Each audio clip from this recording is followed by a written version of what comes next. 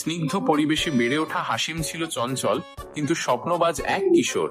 গ্রামের সরু পথ আর ফসলি মাঠের বুক চিরে সে প্রতিদিন যেত তার প্রিয় শিক্ষা প্রতিষ্ঠান রামগোপাল হোসেনিয়া দাখিল মাদ্রাসায়। হাসিম একা ছিল না, তার ছায়ার মতো সাথে থাকতো তার দুই প্রাণের বন্ধু সাইমুম আর মেহেদি। তাদের এই ত্রয়ীর বন্ধুত্ব পুরো গ্রামে পরিচিত ছিল।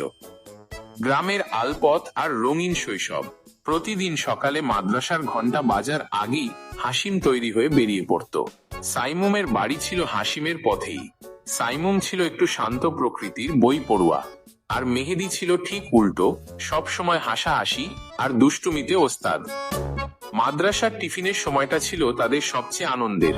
বড় নিম গাছের তলায় বসে তারা মায়ের হাতের বানানো পিঠা বা মুড়ি ভাগ করে খেত। মেহেদি প্রায়ই বলতো, দোস্ত, আমরা বড় হয়ে এমন কিছু করব যেন আমাদের পূর্বদেব গ্রামের নাম সবাই জানে।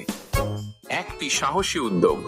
একবার বর্ষাকালে টানা বৃষ্টিতে পূর্বদেবু গ্রামের একমাত্র মাটির রাস্তাটি একদম চলাচলের অযোগ্য হয়ে পড়ে। মাদ্রাসার ছোট ছোট বাচ্চাদের আসতে খুব কষ্ট হচ্ছিল।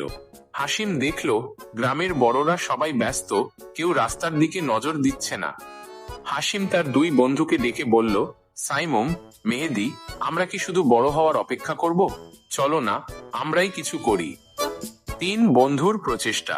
পরদিন থেকেই শুরু হলো তাদের মিশন। সাইমুম তার বুদ্ধি খাটিয়ে গ্রামের মানুষদের বুঝিয়ে কিছু পুরনো ইট আর খোয়া জোগাড় করলো। মেহেদি তার পরিচিত বড় ভাইদের রাজি করালো শ্রম দেওয়ার জন্য। হাসিম নিজে কোদাল হাতে নেমে পড়ল রাস্তার গর্ত ভরাট করতে। তাদের এই উদ্দীপনা দেখে মাদ্রাসার অন্য ছাত্ররাও এগিয়ে এলো। গ্রামবাসী অবাক হয়ে দেখল রামগোপাল হোসেনিয়া দাখিল মাদ্রাসার তিনটি কিশোর ছেলে অসম্ভবকে সম্ভব করে তুলছে। 2 দিনের মাথায় রাস্তাটি চলাচলের উপযোগী হয়ে উঠল। সাফল্যের শেষ কথা। মাদ্রাসার সুপার সাহেব একদিন অ্যাসেম্বলিতে দাঁড়িয়ে বললেন, শিক্ষা মানে শুধু বই পড়া নয়, শিক্ষা মানে মানুষের পাশে দাঁড়ানো। হাসিম, সাইমুম আর মেহেদি আজ আমাদের সেটাই শিখিয়েছে। সেদিন হাসিম বুঝতে পারল, বড় হওয়ার জন্য বড় বয়সের প্রয়োজন নেই, শুধু একটা বড় মনের প্রয়োজন। পূর্বদেবু গ্রামের সেই মেঠো পথ দিয়ে আজও 3 বন্ধু কাঁধে কাঁধ মিলিয়ে মাদ্রাসায় যায়, তবে এখন তাদের চোখে আকাশ ছোঁয়ার স্বপ্ন। গল্পটি আপনার কেমন লাগলো